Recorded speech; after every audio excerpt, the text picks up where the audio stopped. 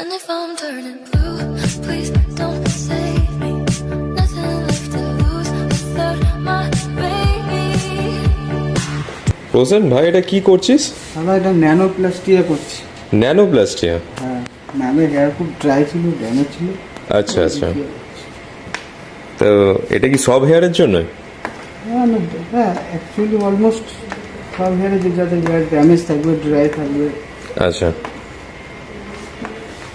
Birds of a feather, we should stick together. I know I said I never think I wasn't better alone. Can't change the weather, might not be forever, but if it's forever, it's even better.